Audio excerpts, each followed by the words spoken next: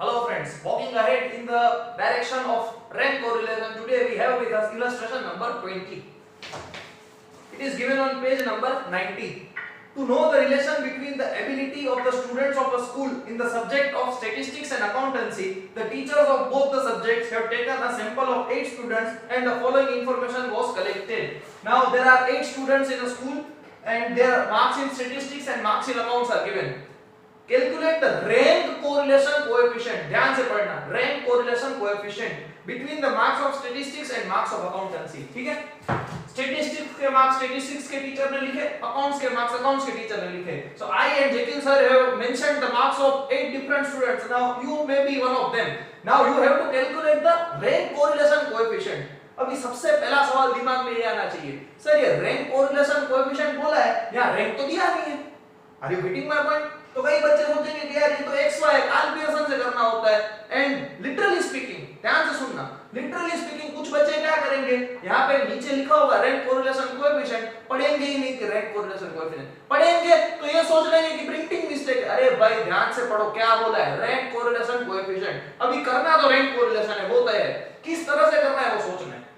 सबसे पहले रैंक में friends we need the ranks. Now here we have the data with us, here also we have the data with us. On the basis of this data what we need to do is we need to first of all give the ranks, assign the ranks. अभी sir वो हम किस तरह से करेंगे? अरे भाई समझ लो तीन बंदे, एक को 95% आए, एक को 92% आए, तीसरे को 90% आए. ठीक है, ये तीन बंदे हैं स्कूल में, तो फर्स्ट रैंक किसका है? यस 95. सेकंड रैंक किसका है? सर 92. और थर्ड किसका है? सर यार ये तो हमें मालूम ही है 90. ये मालूम है ना, यहाँ यही करना है. How it is done? समझ लो कि मार्क्स इन स्टैटिस्टिक्स है, उसके बेसिस पर से हम असाइन करेंगे रैंक्स इन स्टैटिस्टिक्स कि स्टैटिस्टिक्स में किस बच्चे का फर्स्ट रैंक है. ये सभी के मार्क्स लिखे. ठीक है, 78 36 98 25 75 82 90 62. अभी फर्स्ट रैंक किसका आएगा स्टैटिस्टिक्स में? ये 98 वाले भैया, तो यहाँ 98 के बाजू में लिख दो RX में 1. ठीक है, सेकंड रैंक किसका आएगा? 90 वाले का. ठीक है, यहाँ लिख दो 2. थर्ड रैंक किसका आएगा? 82. So write here 3. फिर फोर्थ रैंक किसका आएगा? 78. So 4. Fifth rank 75. So write 5 here. Then sixth rank would go to this 62. तो यहाँ पे लिख दो rank 6. Then seventh rank would go to 36. And eighth rank जो फेल हुआ 25 मार्क्स. ठीक है, तो यहाँ पे लिख दो 8. ठीक है, हो गया स्टैटिस्टिक्स का रैंक असाइन. अभी ये टेबल को कट कर दो, इसका अभी कोई मतलब नहीं है. Now forget this table. अभी अपने लिए रैंक ऑफ एक्स आ गया, तो रैंक कोरिलेशन में यही चाहिए हमें. अभी Y which is the marks in accountancy, वो भी अपने लिए right now it is not useful to us. We need the ranks of accountancy. So y के बेसिस पर जो फ्रेंड्स क्या निकालेंगे? ry कि अकाउंट्स में रैंक कौन सा किसका है. ठीक है, the first rank in accounts would go to 91 marks, तो यहाँ पे लिख दो 1. second rank would go to ये 86 वाला, यहाँ पे लिख दो 2. then third rank would go to 84, यहाँ पे लिख दो 3. fourth rank would go to 68. fifth rank would go to 62. sixth rank would go to 60 marks. seventh rank would go to 55 marks. and the last eighth rank it is 51 marks. ठीक है, तो अभी accounts के rank आ गए, तो marks in accountancy again it becomes irrelevant for us. So now we have with us RX and RY. So now this question becomes illustration 16 to 19 for us. क्या था?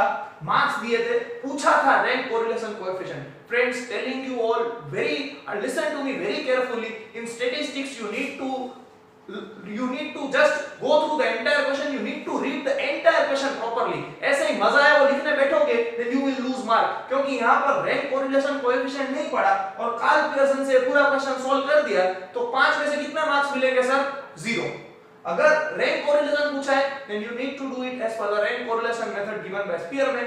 You cannot do it as per Carl Pearson's method. ठीक है, तो इस data को सबसे पहले हमने रैंक्स में कन्वर्ट कर दिया. जिसको ज्यादा मार्क है उसका रैंक आगे, कम मार्क है उसका रैंक पीछे. ठीक है, 1 to 8 रैंक्स असाइन. अभी रैंक कोरिलेशन कोएफिशिएंट के लिए क्या करना है? सबसे पहले डेविएशन. ठीक है, डेविएशन क्या होगा? Rx minus Ry. ठीक है, 4 minus 3 1, 7 minus 8 minus 1, 1 minus 1 0, 8 minus 6 2, 5 minus 4 1, 3 minus 5 minus 2, 2 minus 2 0 and 6 minus 7 would be minus 1. ठीक है, सिग्मा डी फाइंड करते हैं, आना क्या चाहिए 0, तो सर लिखते 0 नहीं, काउंट करना है एक बार, 1 minus 1 0, 0 plus 0 0, 0 plus 2 2, 2 plus 1 3, 3 minus 2 1, 1 plus 0 0 and 1 minus 1 is 0, sigma D आ गया 0। अभी 0 किसी के काम का नहीं है तो इसका क्या कर देंगे स्क्वायर, ठीक है, स्क्वायर ऑफ 1 1, माइनस 1 का स्क्वायर 1, 0 0 2 4 1 1, माइनस 2 4 0 0 1 1, ठीक है। तो d स्क्वायर का सम कितना आता है वो देख लेते हैं, 1 2 6 7 11 12, ठीक है, सिग्मा d स्क्वायर आ गया 12।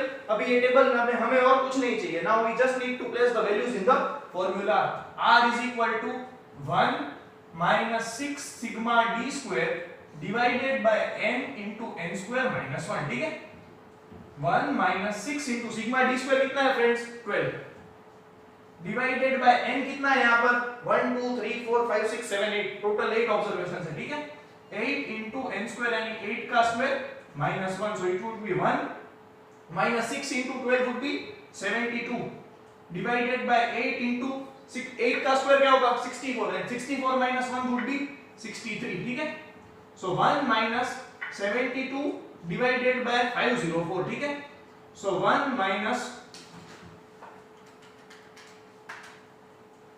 0.1428, ठीक है, so it is 0.8571 and we need to take just 2 digits after point, so third digit if it is greater than or equal to 5 we need to add 1 to the second digit, तो यहाँ पे क्या कर देंगे ये ignore करेंगे and we will add 1 here, then this would become plus 0.86, ठीक है। तो अकाउंट फॉर स्टैटिस्टिक्स के मार्क्स के बीच में फ्रेंड्स कौन सा रिलेशन है पॉजिटिव और कौन सा imperfect positive, but there is 86% strength of the relation between marks in accountancy and marks in statistics, मतलब जिसको स्टेट में अच्छे मार्क्स आएंगे उसे अकाउंट्स में भी अच्छे आएंगे, स्टेट में कम होंगे उसको अकाउंट्स में भी कम होंगे। देखो ये डेटा ये बोल रहा है और किस तरह से देख सकते हैं, सी जिसका फर्स्ट रैंक है स्टेट्स में उसी का फर्स्ट रैंक है अकाउंट्स में, जिसका सेकंड रैंक है स्टेट्स में उसी का सेकंड रैंक है अकाउंट्स में। दिस इज नॉट वन, तो ये हर जगह नहीं होगा कि 1 2 3 4 5 6 7 8 वुड फॉलो, लेकिन ज्यादातर अगर देखोगे तो जिसके मार्क्स स्टेट में अच्छे होंगे उसके मार्क्स अकाउंट्स में भी अच्छे होंगे। Why? Because these two are calculative subjects, so the one who is good in stats also would be good in accounts. This is illustration number 20 where we were given the raw data. On the basis of raw data we need to find the ranks and thereafter it becomes a simple rank correlation question. This is illustration number 20. Moving ahead. Now friends, moving to illustration 21, it is given on page number 92. Calculate the rank correlation coefficient. कौन सा चाहिए? Rank correlation coefficient. Using the data given in illustration 5. अभी illustration 5 में हमें जाना है और वहां से ये जो डेटा दिया है उसके बेसिस पर हमें क्या चाहिए? Rank correlation coefficient. Friends, we calculated illustration 5 as per the Karl Pearson's product movement method. But now what is new is data remains the same, but we need to calculate the correlation coefficient as per the method of rank correlation using the same data. अभी data अपने पास है. We have borrowed this data from illustration number 5, and what we need to do is we need to find out the rank correlation coefficient. Friends, we did the similar type of question just ahead. In illustration 20 we had the same logic. जहां पे क्या था? The values were given to us and not the ranks, but we needed the rank correlation coefficient. So what we did was we converted the values into ranks. We assigned ranks to all the values and on the basis of those ranks we found out the rank correlation coefficient. तो यहाँ पर भी वही करना है. Reading hours x है, जो सबसे ज्यादा पढ़ेगा उसका रैंक 1, सबसे कम पढ़ेगा उसका रैंक लास्ट, ठीक है। तो x के बेसिस पर से क्या करेंगे? असाइनिंग ऑफ रैंक्स rx, ठीक है। यहाँ पर सबसे पहले सबसे ज्यादा कौन है? 40, तो 40 की बाजू में लिख दो रैंक 1, ठीक है। Then second rank would go to 38, तो यहाँ पे लिख दो rank 2। Then the third rank would be 36, तो यहाँ पे लिख दो 3। Then the fourth rank would go to 34, तो यहाँ पे लिख दो rank 4। Fifth rank would go to 30, ठीक है। Sixth rank would go to 28 and seventh rank सबसे लास्ट कौन है? 25, ठीक है। So we have assigned ranks to all the values of x. In the same manner, what we need to do is we need to assign ranks to all the values of y, ठीक है। तो वो भी करते हैं ry, ठीक है। अभी यहाँ पे फ्रेंड्स देखो ध्यान से, फर्स्ट रैंक कौन है? सबसे ज्यादा मार्क्स है 79, तो 79 के बाजू में लिख दो रैंक 1, ठीक है।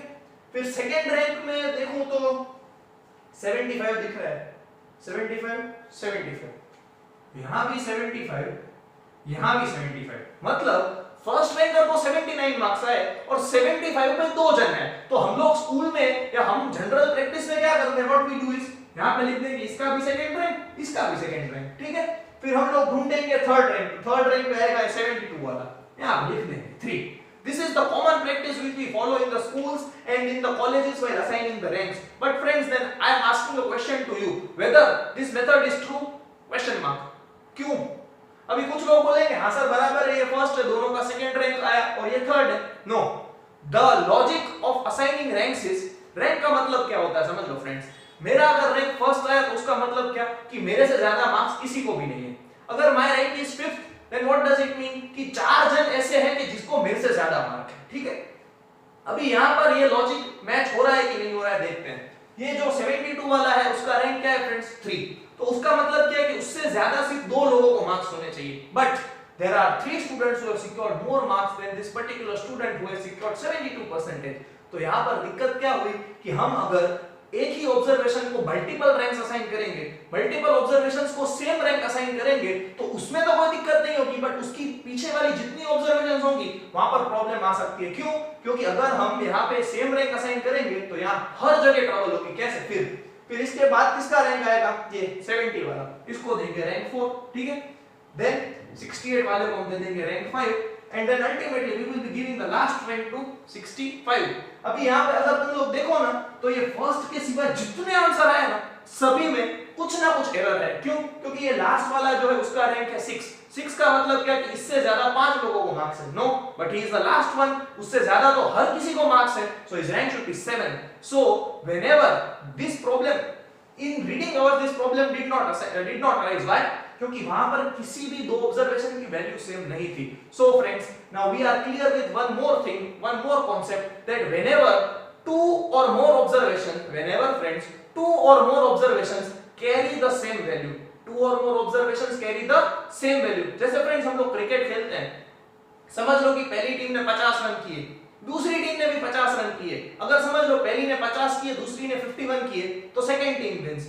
इसने 50 किए, इसने 49 किए, तो फर्स्ट टीम विंस। लेकिन इसने भी 50 किए और इसने भी 50 किए, then there is a tie in the match. हम उसे ड्रॉ कहते हैं या टाई कहते हैं। तो इसी तरह से फ्रेंड्स, अगर ऑब्जर्वेशंस में भी टाई हो, दोनों ऑब्जर्वेशन की सेम वैल्यू हो, then in statistics there is a name given to this particular thing which is known as tie in observations. दो ऑब्जर्वेशन के बीच में अगर सेम वैल्यू है then it is referred to as tie in observations, ठीक है। तो यहां पर हमें करना क्या होता है, ध्यान से समझना। अगर समझ लो कि एक रेस है, समझ लो कि एक रेस है, उस रेस में जो ऑर्गेनाइजर है उसने क्या बताया पता कि जितने मैं टोटल 2000 रुपए की प्राइजेस दूंगा, I will be giving total 2000 rupees worth of prizes. उसमें से मैं फर्स्ट को दूंगा 1000 रुपीस, सेकेंड को दूंगा 750 रुपीस और थर्ड को दूंगा 250 रुपीस, ठीक है। This is the format of prizes which is being declared by the organizer of the event। अभी क्या हुआ पता है कि 3 जनों ने जो फिनिश लाइन है वो एग्जैक्टली सेम टाइम पे कंप्लीट की। 3 जनों ने finish line exactly same point पे या एग्जैक्टली सेम टाइम पे, कोई माइक्रोसेकंड का भी डिफरेंस नहीं। तो तुम लोग क्या बोलोगे कि फर्स्ट रैंक पे 3 लोग हैं, ठीक है, समझ गए। तो अभी सब लोग क्या बोलेंगे कि सर तीनों का फर्स्ट है तो तीनों को 1000 रुपए दो। अरे लेकिन यार तीनों को 1000 देंगे कैसे, हमारे पास तो टोटल फंड ही 2000 रुपए का है। So there is a trouble. Why? Because if multiple observations get the same rank, तो हम तीनों को 1000 दे नहीं पाएंगे। फिर अगर समझ लो चौथा जो उसको सेकंड रैंक दोगे, पांचवा जो उसको तुम थर्ड रैंक दोगे, तो यार सबको कैसे पैसे देंगे? 1000 इन तीनों को देंगे तो 3000, 3750 और इसको भी 250, तो 4000 रुपए हो गए। हमारे पास तो है ही 2000। तो कुछ बच्चे बोलेंगे सर कुछ नया रास्ता निकाल दें। सर ये 1000 में 3 लोग हैं ना, तो हम एक काम करते हैं, टोटल 1000 रुपए की प्राइस है, डिवाइडेड बाय 3 रेसर्स है, तो 333.33 सबको दे देते हैं। लॉजिकल। तो फिर अगर दूसरा मेरा काउंटर क्वेश्चन सुनो, अगर फर्स्ट रैंक को तुम 333 दे रहे हो तो सेकंड रैंक को 750 किस तरह से दे सकते हो? So this division is illogical. क्यों? क्योंकि फर्स्ट से ज्यादा तो सेकंड को मिलने नहीं चाहिए। तो इस सिचुएशन में फ्रेंड्स हम क्या करते हैं पता है, 3 लोग हैं, उन तीनों का सेम रैंक है, तो इन तीनों की जो प्राइजेस है फर्स्ट, सेकंड और थर्ड, ये तीनों प्राइजेस हम इन लोगों को ही दे देंगे। सर किस तरह से? 1000 प्लस 750 प्लस 250, ये तीनों प्राइस है, इसकी एवरेज हम तीनों को दे देंगे। सर फिर से समझाओ किस तरीके से? 1000 प्लस 750 प्लस 250, मतलब टोटल कितने पैसे हैं 2000। उसको क्या कर देंगे डिवाइडेड बाय 3, तो डिवाइडेड बाय 3, तो तीनों को कितने पैसे मिले 666.67। इस तरह से हिसाब होता है। अभी यहाँ पर जो फोर्थ रैंक है उसको क्या मिलेगा 0 रुपीस। क्यों? क्योंकि उसका सेकंड रैंक हम मान ही नहीं रहे। So are you getting my point? Whenever two or more observations carry the same value, what we have to do is we need to give them average prices। हम क्या कर रहे हैं यहाँ पे average prices दे रहे हैं। तो in the same manner we need to assign average ranks to them। क्या करना है friends? We need to assign average ranks to them। average ranks देने हैं, ठीक है। अब ये समझ में नहीं आया होगा कि एवरेज रैंक से मैं क्या कहना चाहता हूं। So let me explain it to you bit more clearly कि एवरेज रैंक चीज क्या है। अभी ये क्वेश्चन चालू करेंगे ना तो अपने पास सबसे पहले 79 में 1 लिखने में कोई दिक्कत नहीं, क्योंकि इट इज वेरी क्लियर कि भाई 79 का फर्स्ट रैंक है। अभी 75 वाले दो बंदे हैं। अभी हम लोग क्या करते थे, स्कूल के लॉजिक से बोलूं तो कि हमारे स्कूल में रैंक्स किस तरह से दिए जाते हैं, दोनों सेकंड। लेकिन ये सही है गलत है? सर गलत है। तो अभी 79 वाला फर्स्ट है, तो इन दोनों के रैंक्स कौन से हुए, ये दोनों कौन से हुए, सेकंड और थर्ड। कौन से हुए, सेकंड और थर्ड। तो एक का रैंक होना चाहिए सेकंड, एक का होना चाहिए थर्ड। अब इसको सेकंड दे देंगे तो ये इसको पूरा लगेगा, इसको सेकंड दे देंगे तो इसको पूरा लगेगा। So what we need to do is we need to assign average ranks to them. और फ्रेंड्स एवरेज क्या होती है 2 + 3 डिवाइडेड बाय 2। इसी तरह से एवरेज निकलती है, दो ऑब्जर्वेशंस है तो डिवाइडेड बाय 2, 3 ऑब्जर्वेशंस है, 3 observations are there then divided by 3। अभी यहां पे क्या होगा 5 डिवाइडेड बाय 2, तो आंसर क्या है फ्रेंड्स 2.5। तो यहां पे क्या करना है पता है, इसका भी रैंक 2.5 और इसका भी रैंक 2.5। सर ये 2.5 रैंक किस तरह से असाइन कर सकते हैं? We can do it. Now this is not something which we will be doing in schools and which we will be doing in tuition classes when we are assigning ranks to students. But now whenever we are assigning ranks in statistics, we will assign ranks in this manner। ये कब करेंगे? हर question में नहीं करेंगे। यहाँ देखो RX में नहीं किया, नहीं क्यों नहीं किया? क्योंकि वहां पे सेम वैल्यूज नहीं है। यहाँ क्यों किया? क्योंकि सेम वैल्यूज है। And whenever there are same values we say that there is a tie in observation and the problem of tie in observations will be solved by assigning average ranks। दूसरी चीज ये जो कर रहे हैं ना 2.5 this is approximation. इसको क्या बोलते हैं? एप्रोक्सीमेशन और estimation. This is not perfect but we have no other option, so we are doing it in an approximate manner. समझ में आया? ठीक है। अभी ध्यान से सुनना, रैंक 1 अपना गया, रैंक 2 असाइन कर दिया, रैंक 3 भी असाइन कर दिया।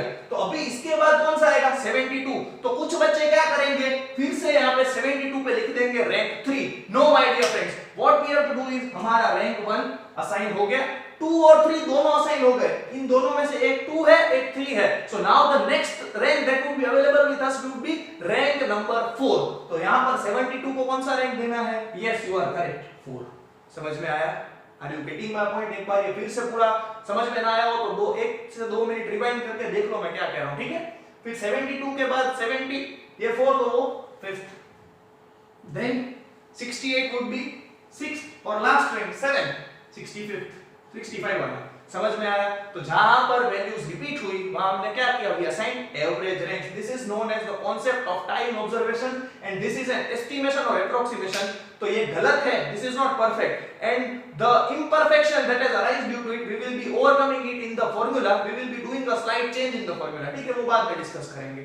Rx आ गया, Ry आ गया, अब तो अपने को मालूम ही है क्या करना है, we need to find out the deviations। ठीक है, तो D would be Rx minus Ry। ठीक है, 7 minus 7 0, 2 minus 2.5 minus 0.5, 5 minus 6 minus 1, 6 minus 5 plus 1, 4 minus 4 0, 1 minus 1 0 and 3 minus 2.5, so it would be plus 0.5 sigma d। भी कुछ बच्चे सोच रहे होंगे कि यार यहाँ पे पॉइंट लिया है 0 सिग्मा डी 0 नहीं आएगा। नो, सिग्मा डी तो हर क्वेश्चन में 0 ही आएगा। If it is not coming then it is your mistake. देख लो minus 0.5 minus 1, so minus 1.5 minus 1.5 plus 1 minus 0.5 and minus 0.5 plus 0.5 it is 0। ठीक है, ये 0 है तो क्या करना है इसका स्क्वायर। ठीक है, d स्क्वायर 0 का स्क्वायर 0, 0.5 का स्क्वायर होगा फ्रेंड्स 0.25। ठीक है, 1 का स्क्वायर 1, 1 का स्क्वायर 1, 0 0 यहाँ पे 0.25। ठीक है, तो अपना सिग्मा d स्क्वायर क्या आएगा 2 plus 0.5 plus 0.5, so it would be 2.5. ठीक है, सिर्फ 2.5 आया अपना sigma D square. Now we have done everything. लेकिन मैंने क्या कहा था कि ये पॉइंट वाले जो हमने किए हैं, this is an estimation and error always arises due to estimation. So to avoid that error, अब ध्यान से सुनना, whenever we make estimates, whenever we make approximations, there arises a small error, and to rectify that error what we do in this statistics is we add a correction factor. क्या करेंगे friends? We will add a correction factor. अब ये correction factor का short form है CF. Now this CF is not a perfect value. ये correction factor है ना, ये भी perfect नहीं है, but this correction factor will give some kind of a proper certainty to the answer. Perfect नहीं होगा, लेकिन इसके लगाने से आंसर में थोड़ी बहुत एक्यूरेसी बढ़ जाएगी. So now what is this correction factor? सबसे पहले why this correction factor? क्योंकि ये आंसर, ये रैंक्स को एस्टिमेट्स लगाने से आंसर परफेक्ट नहीं आएगा. So to avoid that imperfection हम क्या करेंगे? करेक्शन फैक्टर ऐड कर देंगे. अब ये करेक्शन फैक्टर क्यों आया वो समझ में आ गया, कैसे करना है वो समझा, ठीक है. So now the formula R is equal to 1 minus 6 sigma d square divided by n into n square minus 1. ठीक है, ये हमारी रेगुलर फॉर्मूला है फ्रेंड्स. लेकिन ये फॉर्मूला कब बराबर है? जहां पर कोई टाई नहीं. जब जहां पर टाई होगी वहां पर क्या होगा? आंसर में एस्टिमेशन आएगा. एस्टिमेशन को दूर करने के लिए हमें क्या करना है? We have to add the correction factor. क्या करना है? We need to add the correction factor. तो यहां पर जो डेविएशन है ना, डेविएशन, उसमें क्या कर देना है? Plus correction factor. क्या करना है? डेविएशन में कर देना है plus correction factor. Again perfect ये भी नहीं होगा, this is just an approximation. तो जहां पर क्वेश्चन में टाइम ऑब्जर्वेशंस होगा वहां पर क्या करना पड़ेगा? We need to add the correction factor to sigma D square, और यहां पर कॉमन ब्रैकेट आएगा. हिटिंग माय पॉइंट, ठीक है. तो अभी वैल्यूज प्लेस कर. 1 minus 6 into sigma d square कितना आया फ्रेंड्स? 2.5. सर ये आपने ये तो बोल दिया करेक्शन फैक्टर प्लस करना है, but what is this correction factor? So there is an approximate formula for correction factor. This is the last formula of this chapter. इसके बाद कुछ नहीं है. Certainty to you. ये क्या होगी इसकी formula? The formula is m cube minus m divided by 12. कुछ बच्चे डर जाएंगे ये देख के कि ये क्यूब वूब क्या है. Don't worry. m का मतलब क्या होता है पता है friends? Number of times it is repeated. m का मतलब क्या है? number of times it is repeated. कौन सा रैंक रिपीट हो रहा है, कौन सी वैल्यू की वजह से रिपीट हो रहा है, we hardly care about it. हमें उससे कोई फर्क नहीं पड़ता है. हमें क्या देखना है पता है? यहाँ पर ये जो 75 है, ऑब्जर्वेशन कितनी बार रिपीट हो रही है? सर 2 बार रिपीट हो रही है. तो m क्या हो गया? 2. तो ये क्या करना है? 2 क्यूब माइनस m फिर से क्या है? 2 डिवाइडेड बाय 12. 2 का क्यूब क्या फ्रेंड क्या होगा friends? 8 minus 2 divided by 12. So it would be 6 by 12, और 6 बाय 12 का आंसर फ्रेंड्स क्या आएगा? 0.5. समझ में आया? ये भी वैल्यू फ्रेंड्स बहुत ही छोटी आएगी. क्यों? क्योंकि एरर छोटी सी है. उसे रेक्टिफाई करने के लिए छोटा सा हम लोग क्या कर रहे हैं? स्टिच लगा रहे हैं, which is again not perfect. और इसे क्या कर देंगे? सिग्मा डी स्क्वायर में ऐड कर देंगे. Are you getting my point? m cube minus m divided by 12, an approximate formula where m refers to the number of times where the value is repeated. यहाँ पर 75 से कोई मतलब नहीं है करेक्शन फैक्टर की फॉर्मूला में. 2.5 से कोई मतलब नहीं again in this formula. Here just what we need to understand is 75 कितनी बार रिपीट हो रहा है. Getting my point? अब कुछ नहीं करना है, समझ लो. 6 into 2.5 प्लस करेक्शन फैक्टर कितना है? 0.5 डिवाइडेड बाय n, इट इज 7 into 7 square minus 1. So it is 1 minus, यहाँ पे 2.5 plus 0.5 क्या होगा? 3. So 6 into 3 divided by 7 into 49 minus 1, so it would be 48. ठीक है? So 1 minus 18 divided by 3, 36. So it would be 1 minus 0.05. ठीक है? तो फ्रेंड्स आंसर क्या आएगा? 0.95. Are you getting my point? This is the answer of correlation coefficient as per the Spearman's method of rank correlation. अभी friends illustration 5 का data उन्होंने क्यों लिया?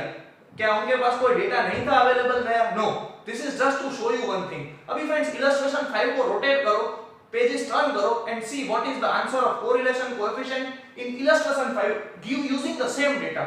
वहां पर फ्रेंड्स अपना आंसर है 0.96 और यहां पे आंसर क्या है 0.95।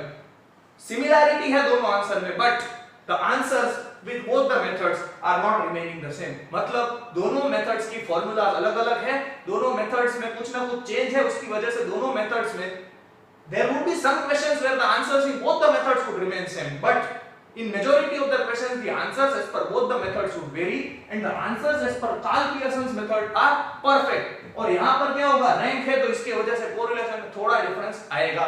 Getting my point? In this illustration what we learned was a new topic which is known as correction factor। फिर से बता देता हूँ यहाँ क्या नया पढ़ा। The first topic is जहां पर वैल्यूज को तो वैल्यूज की दो ऑब्जर्वेशन की वैल्यू सेम है, दो या दो से ज्यादा ऑब्जर्वेशंस की वैल्यू सेम है, then it is referred to as there is a tie in the observations। और जहां पर ऑब्जर्वेशंस में टाई होगा वहां पर हम क्या करेंगे, एवरेज रैंक्स असाइन करेंगे। अगर दो ऑब्जर्वेशन में है तो डिवाइड बाय 2 करेंगे, 3 में होगा तो डिवाइडेड बाय 3 करेंगे। अभी इसकी वजह से आंसर में इम्परफेक्शन आएगा। To avoid that imperfection what we will be doing is we will be adding the correction factor to sigma D square. देखो यहाँ पे ब्रैकेट है, ऐसा मत करना 6 into 2.5 यानी 15 plus 0.5 तो आंसर गलत आएगा, यहाँ 18 आएगा। Check this very nicely. और करेक्शन फैक्टर की फार्मूला क्या है, m³ minus m divided by 12। जहां पर m में कुछ नया नहीं है, m का मतलब क्या है, कितनी बार रिपीट हुआ। Hitting my point, illustration number 21। This is the last new topic of this chapter। अभी यहाँ पे और कुछ नया फार्मूला नहीं है, लास्ट फार्मूला, ठीक है। अभी आगे जो है वो टिपिकल क्वेश्चंस है। Moving forward to illustration number 22। Illustration 22। To know the relation between understanding of students in the subject of economics and their dancing skill। अभी फ्रेंड्स इकोनॉमिक्स का सब्जेक्ट और डांसिंग स्किल में कोई रिलेशन नहीं होता है। A sample of 8 students is taken and a test is conducted for them। The marks obtained are given below। Find the rank correlation coefficient between the marks obtained in two subjects। अभी यहाँ पे ranks नहीं दिए but the values are given। On the basis of these values what we need to do is we need to assign the ranks। अभी marks in economics x के ऊपर से क्या आएगा rx, ठीक है। अभी फ्रेंड्स यहाँ पे देखो ध्यान से, 3 6 8 जज है टोटल, बराबर। मतलब अपने को है ना 1 2 3 4 5 6 7 और 8 रैंक पे किसी ना किसी को बिठाना है, ठीक है। अब देखते जाते हैं कौन है फर्स्ट। सबसे पहले 60 वाला है फर्स्ट, ठीक है, तो वहां पे लिख दो 1। फिर क्या है, देन वी हैव 50, तो 50 वाले के बाजू में लिख दो रैंक 2। फिर क्या है फ्रेंड्स, देन वी हैव 40, 40 के वाले के बाजू में लिख दो 3। फिर क्या है 30 30 30, ध्यान से देखना 30 30 और 30 30 30 30 तीन बार है, तो इसे क्या कहा जाता है स्टैटिस्टिक्स में, यस, टाई इन ऑब्जर्वेशन। और टाई इन ऑब्जर्वेशंस में हमें कौन सी मेथड यूज करनी है, एवरेज रैंक मेथड। अभी ध्यान से देखना, rank 1 assign, rank 2 assign, rank 3 assign. अभी कितने बंदे हैं जिनको रैंक देना है, 1 2 3। और अभी यहाँ पे सीरीज में जाए तो कौन से रैंक है, 4 5 6। और एवरेज रैंक की मेथड क्या कहती है कि तीनों को दे दो एवरेज है, तो 4 + 5 + 6 डिवाइडेड बाय क्या, ऊपर कितने नंबर है 3, तो डिवाइडेड बाय 3, ठीक है। तो 4 + 5 9, 9 + 6 15, 15 डिवाइडेड बाय 3 वुड बी 5। तो तीनों का रैंक क्या हो गया 5। मतलब किसी को बुरा लगे ही नहीं कि यार इसको ज्यादा रैंक दिया, मेरे को कम रैंक दिया। मतलब 30 इसका रैंक 5, 30 वाला इसका रैंक ये भी 5, ठीक है। और 30 वाला ये, तो इसका भी रैंक 5। मतलब हमने यहाँ पे तीनों को रैंक 5 5 5 नहीं दिए। What we did is we assign them the ranks averaging of 4 5 and 6। हमने लिखा 5 5 है, बट हमने 4 5 और 6 ये तीनों रैंक इनको असाइन कर दी है। Are you getting this point? ये इस तरह से करोगे तो मिस्टेक नहीं होगी। If you are familiar with the concept and if you are comfortable with the concept तो डायरेक्ट रैंक्स असाइन करो। बाकी समझ में ना आए तो ऐसे कर देना, मिस्टेक ही नहीं होगी, ठीक है। फिर ये 30 वाली फिल्म खत्म हुई, फिर कौन बचा 20 वाला। अभी 20 वाले को सर कौन सा रैंक देने का? अगर तुम लोग इस तरह से करोगे डायरेक्ट 5 5 5 तो तुम्हें मिस्टेक करने के चांसेस हो जाएंगे। यहाँ पर देखो 4 5 6 मैंने कट कर दिया, अभी रैंक बचा कौन सा, तो डायरेक्ट 7 ही लिखना है, ठीक है। तो यहाँ पे लिख दो 7। अभी 7 भी गया, तो अभी ये जो लास्ट वाला है 10 वाला उसका रैंक 8। इससे आसान कुछ नहीं हो सकता। सो आई वुड एडवाइज यू कि जहां पे 3 4 रैंक रिपीट हो ना, वहां पे ऐसा एक बना देने का, तो मिस्टेक ही ना हो। 8th रैंक भी गया, ठीक है, समझ में आया। इसी तरह से y के बेसिस पे ranks assign 2 by r y, ठीक है। डांसिंग स्किल में हाईएस्ट मार्क्स 80, तो 80 के बाजू में लिख दो 1। यहां पर भी मैं ऐसा ही बना देता हूं और आई विल इरेज दिस, और सबसे फिर से y का ऐसा ही बना देते हैं 1 2 3 4 5 6 7 8, ठीक है 7 and 8 फर्स्ट रैंक असाइन हो गया, ठीक है। अभी सेकंड रैंक डांसिंग में कौन सा है 60 वाला, वो रिपीट नहीं हो रहा तो 60 वाले का रैंक दे देते हैं 2, ठीक है। फिर आएगा 40, वो भी रिपीट नहीं हो रहा है, उसको रैंक दे देते हैं 3। Then we will be having 28, 28 भी रिपीट नहीं हो रहा तो उसका रैंक 4, 2 दे दिया, 3 दे दिया, 4 दे दिया, ठीक है। फिर क्या है फ्रेंड्स 28 के बाद 20, और 20 फ्रेंड्स कितनी बार है 2 बार है, so it is getting repeated, so what we will have to do is this is time observations, और time observations के लिए क्या करना है एवरेज रैंक मेथड।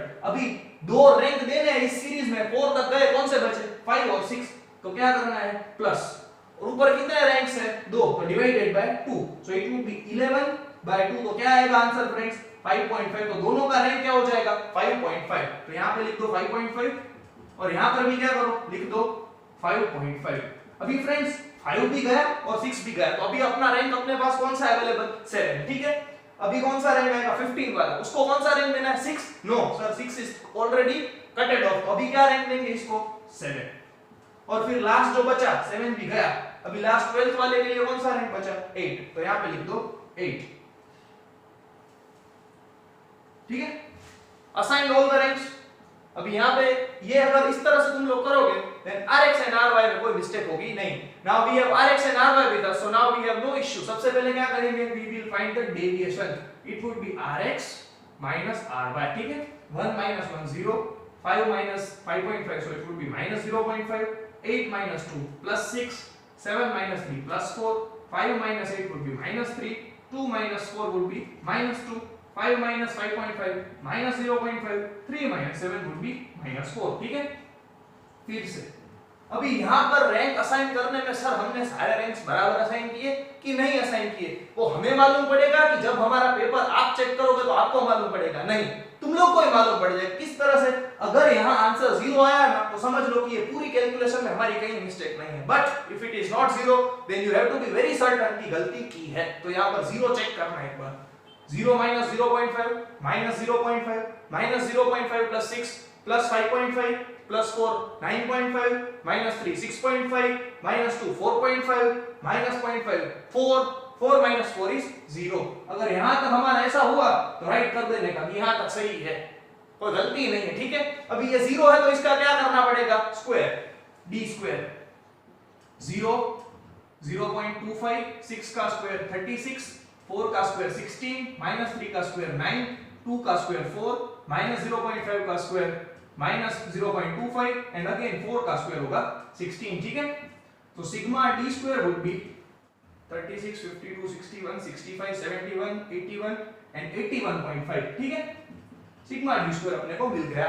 अभी यहां पर फ्रेंड्स क्या हुआ है कि कुछ ऑब्जर्वेशंस रिपीट हो रही है, so what we have done is we have assign average ranks to them, और एवरेज रैंक असाइन करने में क्या होता है एस्टिमेशन एरर, और एस्टिमेशन एरर को दूर करने के लिए हम कौन से फैक्टर का यूज करते हैं, यस करेक्शन फैक्टर, ठीक है। और करेक्शन फैक्टर की फॉर्मूला क्या है friends, m³ minus m divided by 12।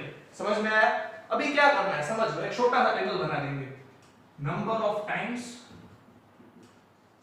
repeated और correction factor which is m³ minus m divided by 12, ठीक है। यहां पर ऑब्जर्वेशन से मतलब नहीं है, रैंक से मतलब नहीं है, कितनी बार रिपीट हो रही है उसी से मतलब है हमें, ठीक है। अभी सबसे पहले इकोनॉमिक्स वाले टेबल में आओ, x में, वहां पर 30 जो ऑब्जर्वेशन है वो कितनी बार रिपीट हो रही है, फर्स्ट ऑफ ऑल ऑब्जर्वेशन 30, ठीक है, वो कितनी बार रिपीट हो रही है 1 2 3, सब उसका रैंक देखना ही नहीं, कितनी बार रिपीट हो रही है 1 2 3, यहां पे आंख बंद करके लिख दो 3, ठीक है। फिर दूसरी ऑब्जर्वेशन कौन सी है जो रिपीट हो रही है 20, तो यहां पे लिखो 20, वो कितनी बार रिपीट हो रही है 2 बार, तो यहां पे लिख दो 2, ठीक है। अभी ये 3 और 2 जो लिखा वो क्या है हमारा m, तो ये फार्मूला में से 3 और 2 प्लेस कर दो। सबसे पहले m क्या है 3, तो m³ में 3³ minus 3 divided by 12, 3 का क्यूब होगा friends 27 minus 3 divided by 12, so it would be 24 divided by 12, so the answer would be 2। ये क्या हो गया करेक्शन फैक्टर। उसी तरह से 2 को कैसे लेना है, m³ minus m divided by 12, 2 cube यानी 8 minus 2 divided by 12, so it would be 6 divided by 12 और 6 बाय 12 का आंसर फ्रेंड्स क्या आएगा 0.5। अभी 3 का करेक्शन फैक्टर कितना हुआ 2 और 2 का करेक्शन फैक्टर कितना हुआ 0.5, दोनों का टोटल क्या होगा फ्रेंड्स 2.5। तो हमारा इस क्वेश्चन का टोटल करेक्शन फैक्टर फ्रेंड्स क्या हो गया 2.5। This is the manner in which you need to find the correction factor.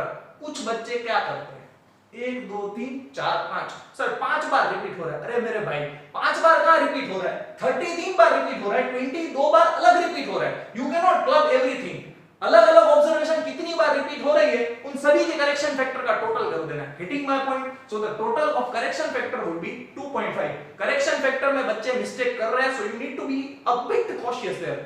मुश्किल नहीं है but you just need a bit of caution, ठीक है। अभी ये फॉर्मूला लिख के उसमें we will be placing all the values, ठीक है। r is equal to 1 minus 6 sigma d square divided by n into n square minus 1। लेकिन ये क्वेश्चन पवित्र नहीं है। क्यों पवित्र नहीं है? यहाँ पर झगड़े हो रहे हैं, टाई हो रही है, तो ठीक है उस अपवित्रता को दूर करने के लिए हमने कौन सा गंगा जल छिड़का करेक्शन फैक्टर वाला। अब ये करेक्शन फैक्टर को क्या करना है प्लस, प्लस किस में करना है डेविएशन में, ठीक है।